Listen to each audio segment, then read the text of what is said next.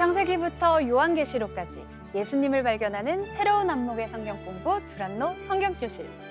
저는 창세기 반, 이제 완주를 눈앞에 두고 있는 반장 현호정입니다.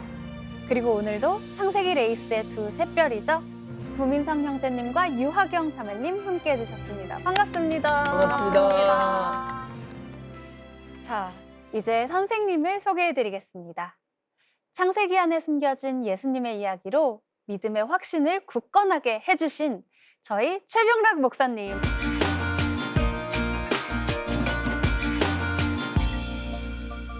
안녕하세요.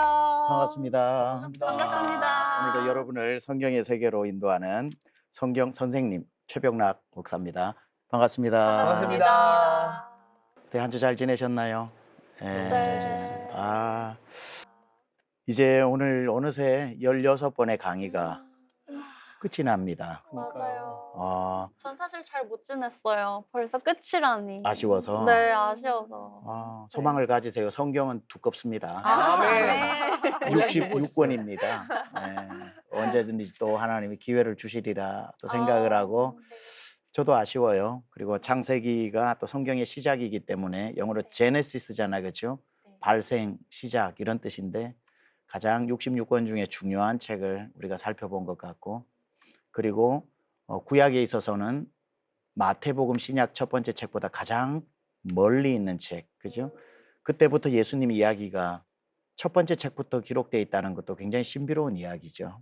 그 예수님이 우연히 이 땅에 태어나신 게 아니라 그 수천 년의 역사 속에서 예언을 정확하게 지키면서 내가 살아있는 동안 내가 만든 이야기를 내가 완성할 수는 있는데 같은 시대에 살지도 않고 같은 환경에 있지도 않고 수많은 세월이 지났는데도 그 모든 이야기가 합쳐져서 똑같이 흘러간다는 것은 사람이 아닌 하나님께서 역사의 주인공이라는 뜻이겠죠. 그래서 역사를 우리는 히스토리 그러죠.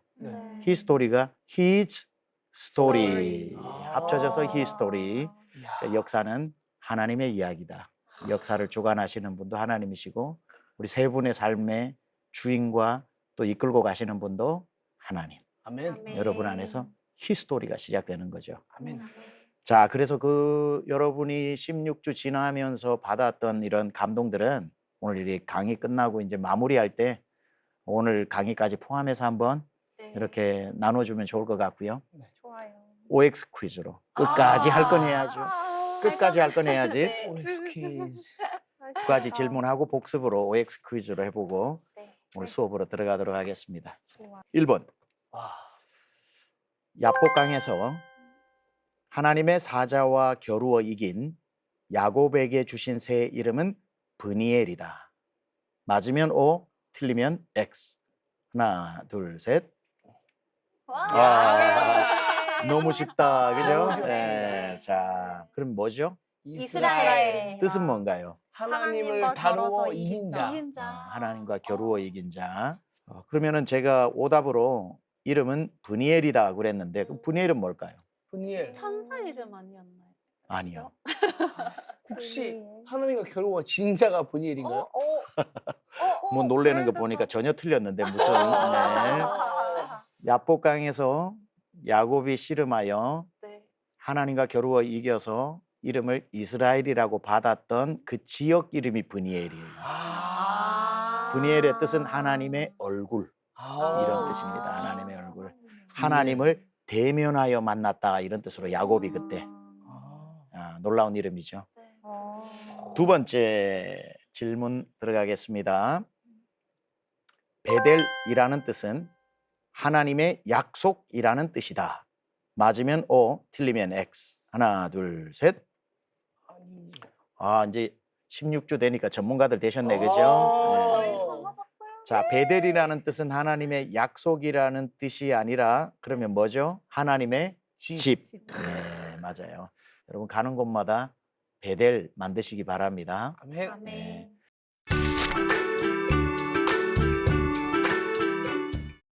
자, 오늘 이제 수업에 들어가 볼까요? 네. 마지막 수업 창세기 37장에서 50장까지 살펴보는데 주인공은 요셉입니다. 아마 여러분에게 가장 익숙한 인물 중에 한 명일 테고 제가 모르긴 몰라도 청소년 또는 청년 집회에 가면 제일 많이 등장하는 설교의 주인공이 요셉, 요셉. 다윗, 다니엘 뭐 이렇게 그죠? 맞아요.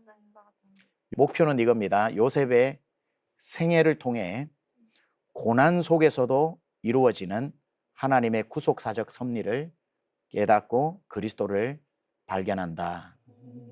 자, 야곱은 고난 속이라고 하기보다는 약점을 계속해서 다듬어 가시면서 그 안에 하나님께서 그리스도를 닮은 형상으로 기어이 이스라엘이라는 이름에 걸맞는 사람으로 키워가시잖아요. 근데 요셉은 야곱처럼 어떤 치명적 약점이 있는 사람이 아니에요.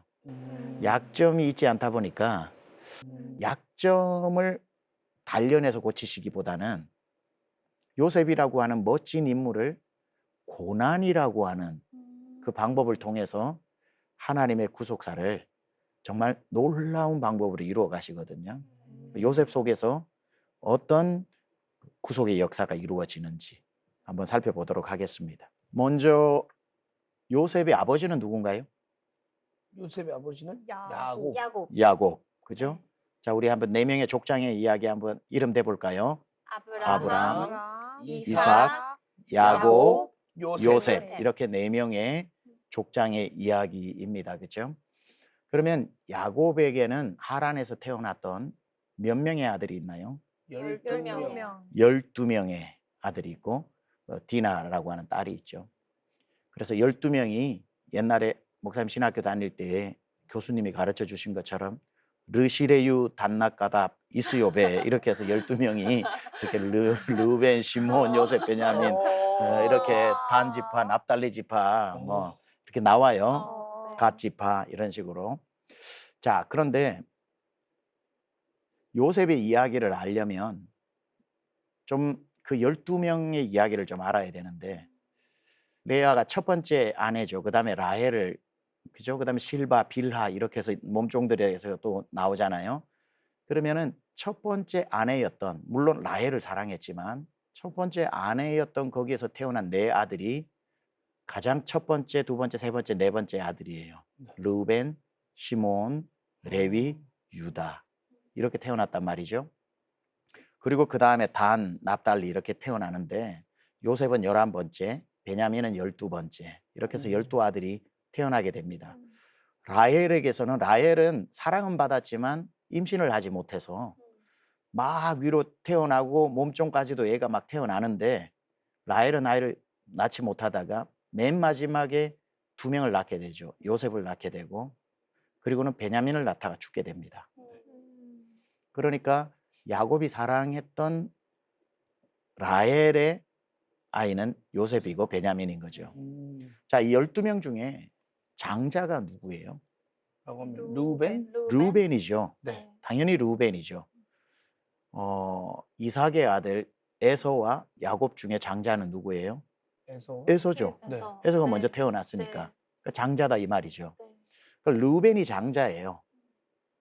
르우벤이 장자인데 그러면 구속사의 흥미진진한 스토리로 볼 것 같으면 마귀는 누구를 통해서 메시아가 나온다 생각했을까요? 루벤. 르우벤을 통해서. 네. 맞습니다. 당연히 그렇게 생각하겠죠. 네. 근데 우리는 알아요. 하나님은 그렇게 뻔한 답으로 역사하시지 않는다는 걸. 그 마귀도 계속 해보니까 빗나가.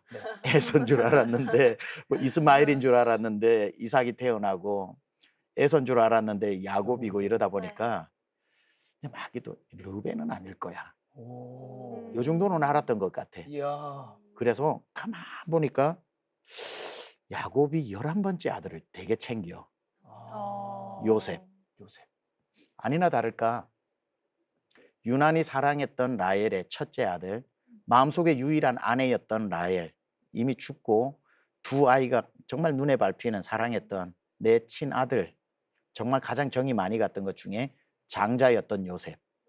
그래서 성경에 보면 야곱이 채색 옷을 장남인 르우벤에게 입히지 않고 요셉에게 입히죠. 채색 옷을 주어서 입힌다는 건 뭘로 의미할까요? 거의 뭐 우리 집안의 장자라는 뜻이에요. 네. 그러니까 르우벤 네가 장자가 아니라 나에게는 라헬이 유일한 아내고 그의 첫 번째 아들인 요셉이 나의 장자다. 아. 이렇게 채색 옷을 입힌 거예요. 르우벤으로서는 상당히 기분이 좋지 않겠죠. 그렇죠. 자, 마귀는 딱 그걸 채색 옷을 입은 걸 보고 요셉이구나. 빙고. 이번에는 르우벤이라고 내가 안 속는다. 오. 요셉 저놈이구나 하고 요셉을 죽여야죠. 맞습니다. 그래야 요셉에서부터 자기의 머리를 상할 창세기 3장 15절 여자의 후손이 자기의 머리를 상할 그 여자의 후손 동정녀에게서 나오는 그리스도가 태어나지 말아야 자기가 사니까. 그러니까 요셉을 죽이려고 이제 우리가 아는 요셉의 이야기가 시작된 거예요. 형제들로부터 시기와 질투를 받게 하고 아. 그리고 그를 구덩이에 던져서 이제 죽이려고 했고. 근데 저는 르우벤이 참 위대한 게 네. 저놈 죽여버리자라고 제일 먼저 해야 될 사람이 르우벤이에요, 사실은. 그렇죠. 자기의 장자권을 뺏어갔으니까. 그런데 살려주자라고 했던 사람이 르우벤이에요. 아. 그리고는 죽이지 말고 저 상인들에게 팔자라고 해서 대안을 제시한 게 르우벤이다 이 말이죠. 와. 그 유다하고. 그렇게 이제 내려갔을 때 마귀는 계속해서 요셉이 이제 그 장자니까 거기서 그리스도가 오는 줄 알고 종으로 팔려가게 하고 종으로 팔려갔는데도 성경에 보면 하나님이 그와 함께 하심으로 형통하게 되니까 종으로 팔려가서 이게 뭐 자기 인생을 비관하고 자살을 해도 되고 아니면은 뭐 어떻게 돼야 되는데 더 잘 되는 거예요. 하나님을 어떻게 이겨요, 그렇죠? 그럼 마귀가 그러면 이것 가지고는 안 되겠다 해서 보디발의 아내를 충동하여 정말 그 당시로는 용서받을 수 없는 그 누명을 쓰게 만들죠.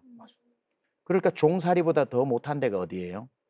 감옥이죠. 감옥에 넣어서 죽이려고 한 거잖아, 그렇죠? 맞습니다. 감옥까지 형제들에게 버림받고 종으로 팔려와서 누명까지 쓰고 감옥까지 들어갔는데 그 죄는 풀려날 수 있는 죄가 아닌데 그 감옥에서 뭐 어떤 사람에게 피해를 입을 줄 모르잖아요. 근데 또 역시 하나님이 그와 함께 하심으로 형통한 자가 되었더라.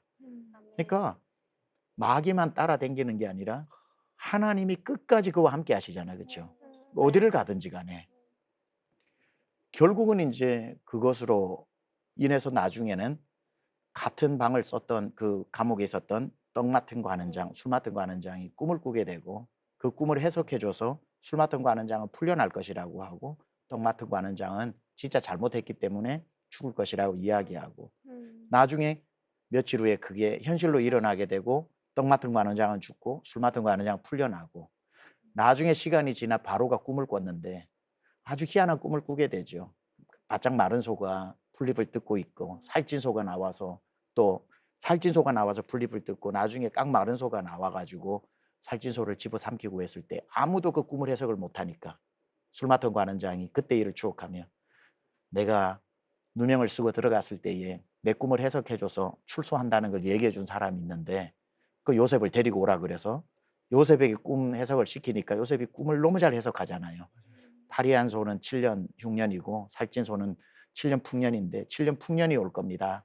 먼저 풍년이 왔을 때 잘 곡식을 모아두었다가 파리한 소가 나타나는 것처럼 다 집어삼킬 흉년 7년이 올 때 저장해 놓은 곡식으로 나라를 건재하고 전 세계에서 흉년을 맞이한 사람들이 올 때 그들에게 비싼 값에 팔아 국가의 부를 축적하고 그리고 봉건 그 당시에 영주들이 있어서 자기의 군사들이 있고 했던 거기에 흉년이 왔을 때에 그들의 모든 권력을 중앙 집권화시켜서 쌀을 주면서 그들의 땅 문서를 다 받아서 지방의 세력, 호족 세력들을 다 무마시키고 중앙 집권화를 시키는 것까지 요셉이 엄청난 일을 하게 되죠. 결국은 11번째 아들인 요셉을 죽이려고 마귀는 끝까지 그 방해하는 그때 터미네이터 이야기했던 것처럼 하나님은 끝까지 천사를 보내든지 직접 하나님이 형통하게 함께 하셔서 살려내는 그 이야기 우리가 잘 알고 있지 않습니까? 저는 우리 교회에서도 계속 우리 교회 성도님들한테 이야기를 하고 또 들어보셨을 텐데 르우벤이 장자이지만 장자권은 요셉이 가지고 있는 거거든요.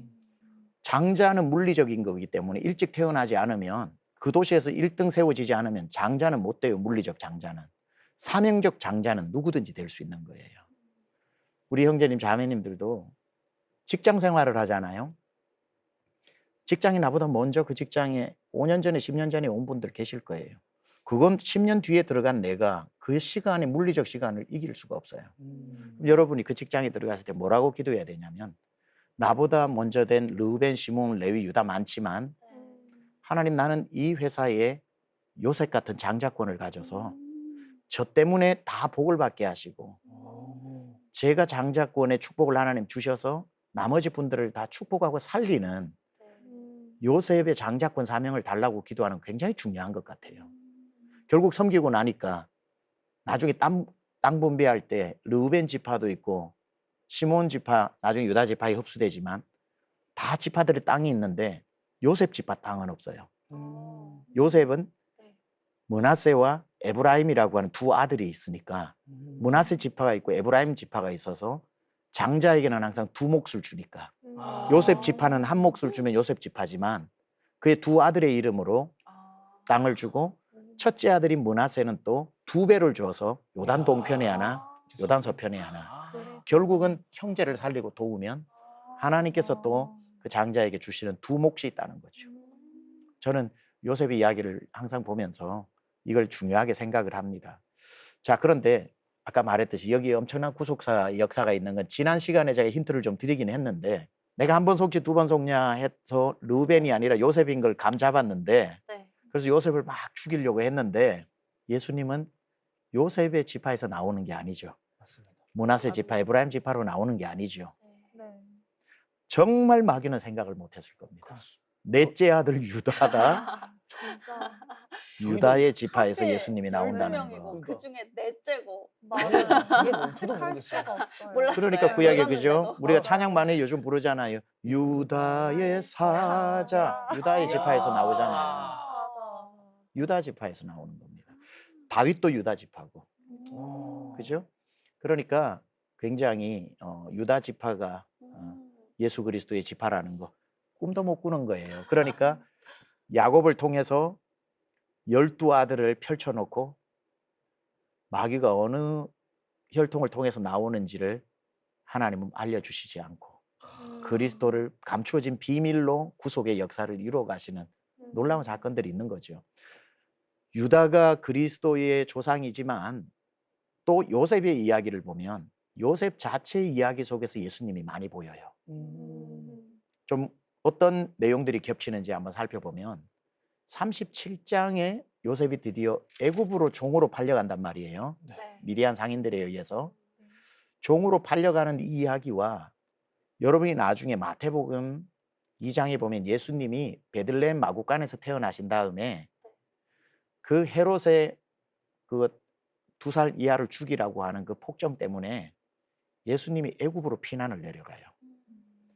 그러니까 요셉이 애굽으로 종으로 팔려가는 것과 예수님이 애굽으로 내려가시는 게 굉장히 흡사하죠. 그러니까 요셉은 그리스도의 어떤 그 사역을 굉장히 많이 흡사하게 담고 있는 것을 보게 됩니다. 나중에 이제 헤롯이 죽고 난 뒤에 애굽에서 나사렛으로 가서 자라시고 사역을 하실 때는 갈릴리 가버나움에서 사역을 하게 되죠.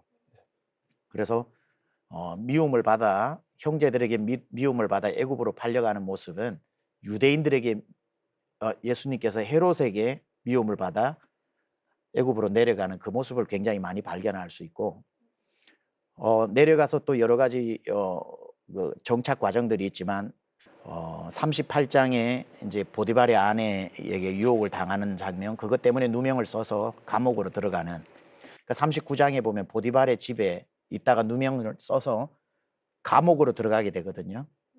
근데 그러나 여호와께서 함께 하심으로 형통했다 그랬는데 보디발의 집에서 죄가 없는데 죄인이 되어서 감옥으로 들어가는 모습도 누가 떠올라요? 예수님이죠. 예수님이 죄가 있어서 감옥 죽으신 십자가에 달리신 게 아니잖아, 그렇죠? 네. 그러니까 요셉의 이 누명으로 죄인이 되는 모습이 아무 죄도 없는 예수님이 우리 때문에 크게 보자면은 요셉이 그 고난을 당하는 이유는 나중에 자기 형제들이 가뭄에서 몰살당하지 않기 위해서 미리 내려가서 그 시편에 보면은 요셉의 이야기를 이렇게 얘기하거든요. 105편에 요셉을 형제들보다 애굽에 앞서 보내어 그럽니다. 유다와 그 야곱의 가문을 멸족시키려 했을 때 가뭄을 많이 사용했잖아요. 아브라함도 그랬고 이삭도 그랬고. 네. 그랬을 때에 이들이 애굽으로 양식을 구하러 피난 내려왔을 때에 요셉 때문에 다 살아나죠. 네.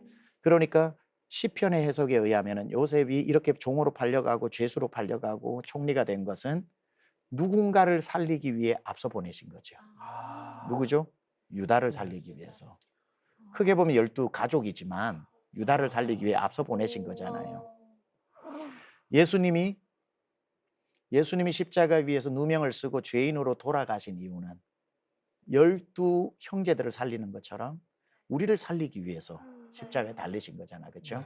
그러니까 요셉의 이런 행보에서 예수님의 모습들을 우리가 많이 볼 수 있게 됩니다. 41장에 가면 그 유명한 이제 감옥에서 꿈 해석이 나오게 되고 술 맡은 관원장과 떡 맡은 관원장이 꿈 해석을 해주면서 술 맡은 관원장이 이제 석방이 되게 되고 아까 설명한 것처럼 바로의 꿈을 아무도 박수무당들도 못하는데 요셉이 나와서 해석을 해주면서 바로가 모든 애굽을 다스릴 수 있는 키를 주죠. 그러니까 네. 총리로 만드는 거잖아, 그렇죠? 네. 킹이지만 여기는 프라임 미니스터로 만드는 거죠. 나라 살림 전체를. 야, 드라마도 이런 드라마가 어디 있습니까, 네. 그렇죠? 대단합니다. 그래서 어떤 분들은 요셉은 옷을 바꾸어 입는 것으로 그 인생을 해석하는 재밌는 해석도 있어요. 처음에 평범한 아들의 옷, 그 다음에 채색 옷, 노예의 옷, 죄수의 옷, 총리의 옷. 그 옷이 우리가 성경에 보면은 옛사람의 구습의 옷을 벗어버리고 그리스도로 옷 입자 그러는 것처럼 하나님께서도 계속 우리를 새로운 옷들을 입혀주시는 것 같아요. 그죠? 보세요. 우리가 죄인의 옷을 입고 태어났다가 그리스도께서 의인의 옷을 입혀주시고 근데 베드로전서 2장 9절에 보면은 우리를 왕 같은 제사장이라고 그러니까 의인의 옷이 아니라 제사장의 옷을 입혀주시고 제사장 중에서도 왕 같은 제사장이니까 대제사장의 옷을 입혀주시고 그리고 나중에 천국에 갔으면은 천국에 채색 옷을 흰 옷을 입은 채색 옷을 입는 거니까 하나님도 우리의 옷을 죄인의 옷을 벗기고 의인의 옷을 벗기고 하나님의 일꾼이 제사장의 옷, 제사장의 옷에서 나중에 천국에 가서 영원히 천사보다 더한 영광스러운 채색 옷을 입혀주는 거. 요셉의 옷과 우리의 옷이 같아요. 자, 그렇게 꿈 해석을 해서 총리가 됩니다. 총리로 만드신 것은 그냥 애굽을 살리기 위한 게 아니죠. 하나님의 큰 그림 속에 유다와 자기의 12 형제 합하여 80 모든 아버지까지 해서 형제들을 그 가뭄에서 몰살당할 뻔한 가문을 살려내므로 그리스도가 오는 그 길을 계속 보존하기 위해서 요셉이 고난을 받고 그 수고를 하고 가족 살리기 위해 그 고통을 당한 거, 우리 살리기 위해 고통당한 예수님의 모습이 정확하게 요셉 속에서 겹쳐지는 것도 그런 겁니다.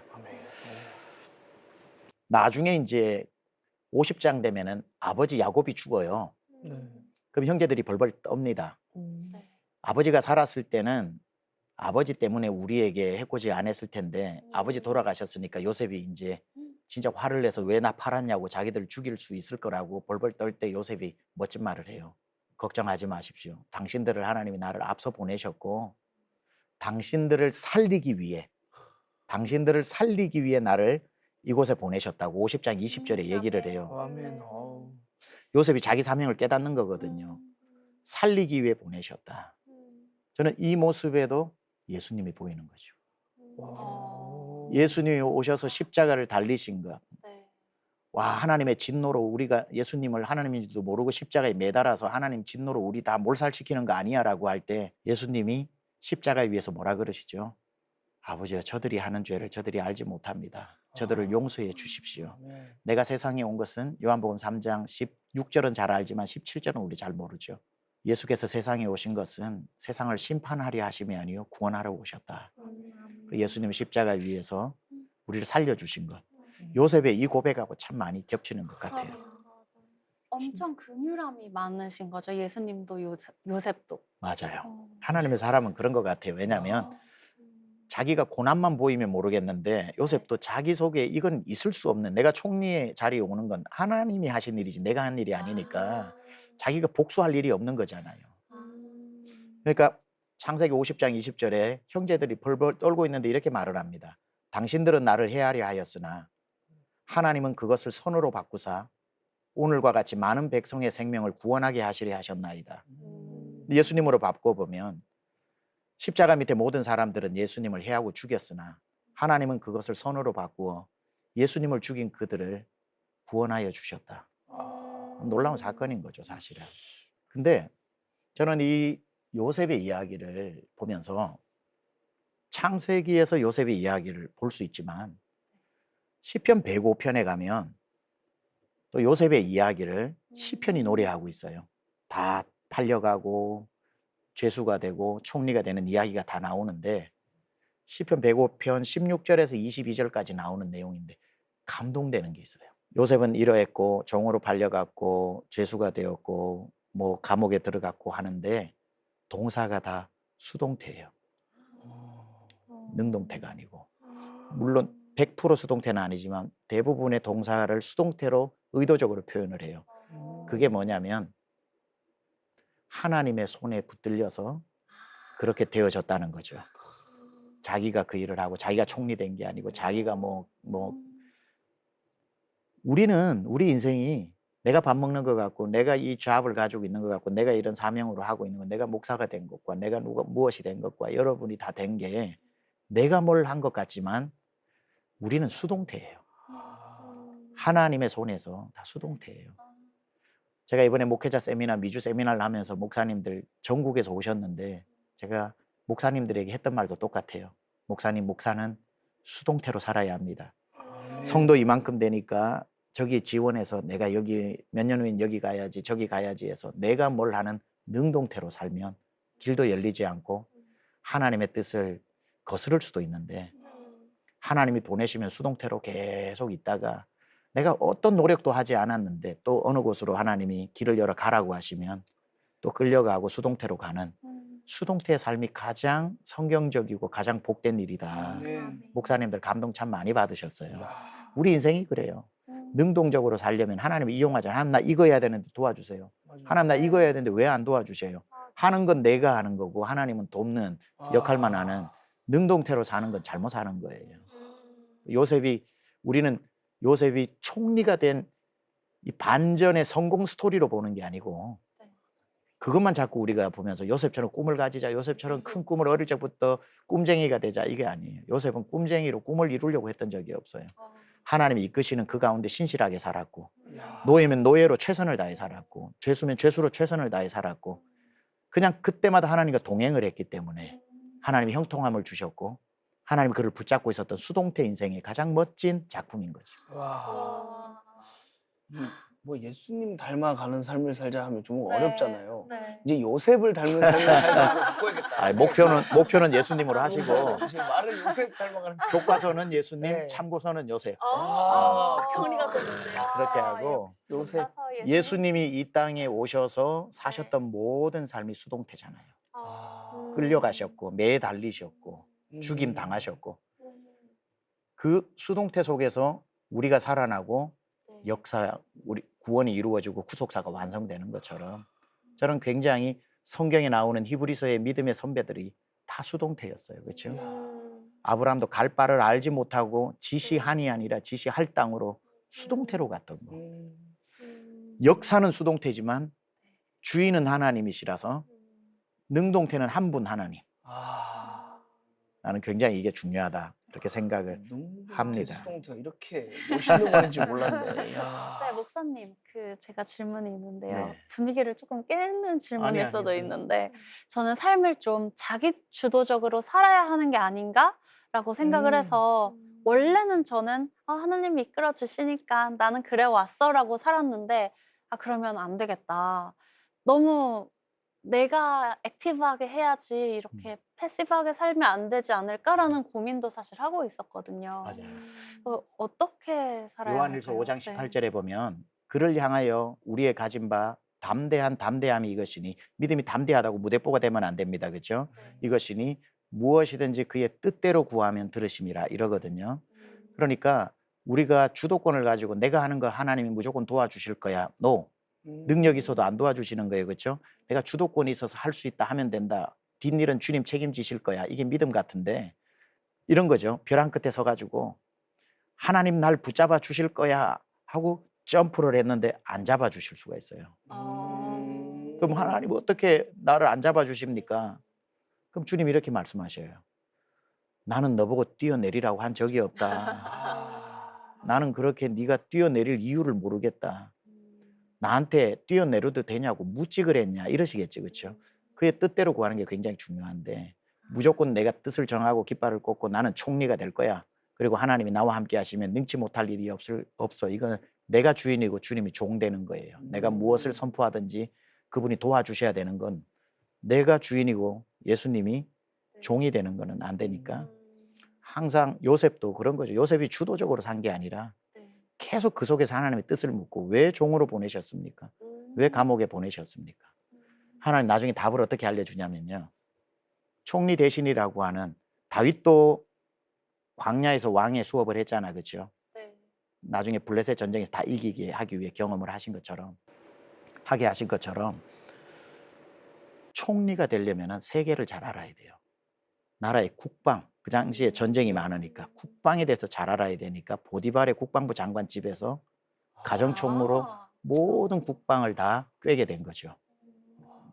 감옥에 들어가면 술 맡은 관원장, 떡 맡은 관원장 둘은 뭐냐면 떡 맡은 관원장은 나라의 국무를 보는 옛날에 지금은 없는데 우리나라 내무부 장관 같은 거예요. 나라 살림을 보는 그게 떡 맡은 관원장이에요. 술 맡은 관원장은 술이 외교에 아주 중요하잖아요. 외교부 장관이에요. 그러니까 나라 살림을 알려면 떡 맡은 관원장에게 배워야 되고 외교를 알려면 술 맡은 관원장에게 배워야 되고 국방을 알려면 국방부 장관한테 배워야 되는데 요셉은 그 세 개를 다 배운 거죠. 이야. 총리 대신이 되고 나니까 살림도 알고 외교도 알고 국방도 아는 거예요. 그냥 총리로 세워놨다고 복이 아니에요. 준비 안 된 자에겐 저주가 되겠죠. 더 큰 실패가 되겠죠. 그렇죠. 그때 요셉이 다 깨닫게 되는 거죠. 야.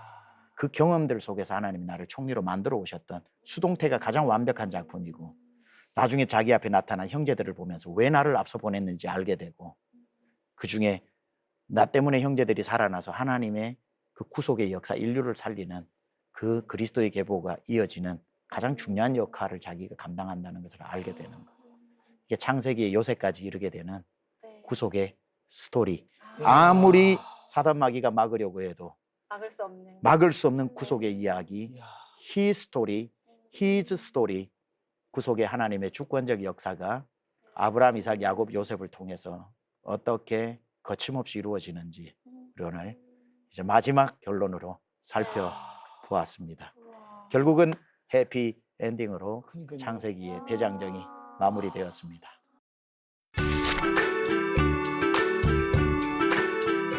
저는 그런 생각도 들었어요. 이렇게 요셉은 하나님이 주신 은혜를 간증할 만큼 정말 엄청난 은혜를 받았잖아요. 그래서 저희에게도 받은 은혜를 간증하고 나누는 것이 중요하다는 얘기를 많이 듣는데 또 간증할 땐 조심해야 하기도 하잖아요, 목사님. 내 자랑이 되지 않게 하려면. 네, 그래서 오직 하나님께 영광 돌리는 간증을 하려면 어떻게 지혜롭게 할 수 있을까요? 지난주에 제가 네. 드린 딱 그 방법 사용하시면 돼요. 주어를 하나님으로 쓰시면 돼요. 아다르고 어다른데 요셉이 형제들 앞에서 자기 이야기를 했다면 내가 얼마나 힘들었는 줄 알아요? 그때 형들 나 구덩이에 빠뜨릴 때 내가 정말 얼마나 그때 형들 죽이고 싶었는 줄 알아요? 내가 팔려가서 보디발의 집에서 어떤 수모를 당했는 줄 알아요? 그래도 나는 참고 그래도 나는 인내력을 가지고 이 탁월한 내가 꿈 해석 능력으로 여기까지 왔습니다 하면 자기가 드러나는 거잖아요. 네. 근데 형제들 앞에서 자기가 고백하는 게 뭡니까? 염려하지 마십시오. 두려워하지 마십시오. 여러분이 한 게 아니라 하나님이 나를 앞서 이곳에 보내셨습니다 하고 그 모든 이야기를 하나님이 하신 이야기로 나타내니까 이게 간증이 되는 거예요. 어떤 사람은 교만할까 봐 이 얘기 못한다고 했던 마음속에는 네. 자기 이야기로 표현을 해야 된다고 생각하니까 그냥 겸손해지고 숨기게 되는데 하나님 주신 이야기는 간증을 해야 돼요. 왜 네 이야기를 하냐고 아니라 하라고 주신 거거든요. 어. 할 때 내 얘기를 하는 방식을 배워야 되는 거예요. 내가 한 게 아니라 하나님이 하셨다는, 하나님이 드러나는 이야기로 해야 하면 그건 정말 하나님 기뻐하시는 거죠. 제가 그래서 간증을 좀 요청받으면 맨날 거절하거든요. 이게 막 배워야 되네 이것도. 맞아요. 혹시 간증을 안 하는 거는 또 하나님이 서운해하시는 일이 될까요? 그렇죠. 아. 하나님의 영광을 드러낼 수 있는 좋은 기회잖아요. 네. 벌써 내 마음속에 이건 교만하다 생각하면 안 해야 돼요. 그거는 벌써 내 마음에 교만이라고 하는 뭔가가 들어있기 때문에, 그게 아니라 나 진짜 내게 역사하신 하나님 얘기를 하고 싶다. 진짜 하나님이 누군지 사람들에게 내가 정말 이 이야기를 통해 알려주고 싶다. 그럴 때 그 간증이 하나님이 드러나는 간증이 되니까 그때 간증을 해야 되는 거고, 교만해질까 하면 벌써 마음에 교만이라고 하는 이야기가 자기를 괴롭히고 있으니까 더 기도해서 내용을 완전히 그렇게 바꾸든지 아니면 그때는 안 하는 게 좋을 수도 있어요. 저는 솔직히 이거 좀 오늘 들으면서 요셉에 대해서 진짜 많은 시선을 두고 보는데, 저희가 살다 보면 이게 고난에 이게 견딜 수도 있지만 그 보디발 안에서 도망친 것처럼 나갈 수 있잖아요. 내가 도망칠 수도 있는데, 그럼 과연 믿음의 도망은 어디까지이고 견디는 것은 어디까지인지 좀 지혜롭게 좀 알려줄 수 있는 그 기준선이 있을까요? 네. 그게 핵심이 시편 1편이에요. 시편 150편까지의 모든 이야기의 시작이 시편 1편이고, 시편 1편은 복 있는 사람과 복 없는 사람의 이야기잖아요. 그러니까 복 없는 사람, 복 있는 사람.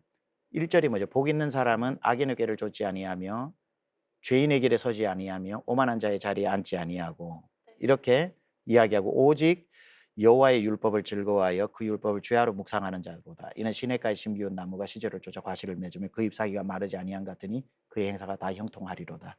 이렇게 하면서 분명하게 복 있는 사람과 없는 사람을 나누잖아요. 방금 이야기했던 것처럼 첫 번째 죄인의 길에 서 있으면서 오만해가지고 나는 이 죄에 물들지 않을 수 있어. 나는 이 죄의 환경을 내가 바꿀 수 있어. 나는 여기 가도 내 죄 안 지어. 이거는 교만이에요. 그러니까 성경에서 말하는 것처럼 그런 환경에 자기가 들어가 놓고 환경을 바꾸겠다고 하지 말고 도망가는 게 좋아요. 그럴 때는. 그러니까 악은 피하는 게 우선 좋아요. 이기기 전에. 악을 이기려고 하지 말고 피하는 게 제일 좋아요. 그게 그 오만한 자의 자리에 서지 말고 앉지 말고 가지 말라는 거잖아요. 피해라. 말씀의 자리에 가라는 거죠. 그게 첫 번째 지혜입니다.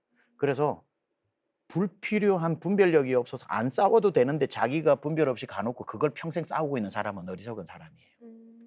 그게 아니라 나는 분별을 하고 나는 갈 마음이 없는데 하나님께서 작정하고 나를 그곳으로 보내셨다면, 요셉처럼 그때는 이제 그 상황에서 하나님이 주시는 힘으로 이곳에서 무슨 뜻이 있으셔 보내셨구나.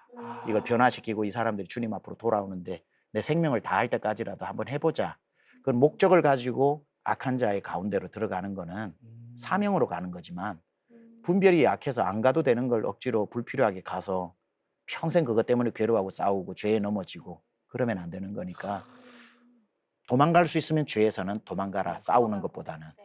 그러나 그게 아니라 싸움이 되었다면 반드시 전신갑주 입고 이겨야 되고, 전신갑주를 통해 이기고자 하는 힘은 시냇가에 심기운 나무처럼 주야로 말씀으로 무장하고 묵상에 있는 준비가 필요하다.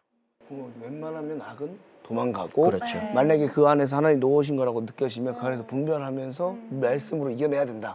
로마서에서 악한 데 미련하고 선한 데 지혜로워라 그러잖아요. 노래도 있잖아요. 로만 16 뭐 이렇게 가지고 악한 데 미련하고. 맞아요. 그러니까 악한 데는 피하라 이 뜻이에요. 피함. 좋아. 네. 인생의 긴 터널을 지났을 때 요셉처럼 제 삶의 모든 길을 하나님께서 앞서서 이끌어 주셨다고 고백할 수 있는 우리 모두가 되었으면 좋겠습니다. 아멘. 아멘. 아멘. 자, 그럼 오늘 배운 말씀 요약해 볼까요?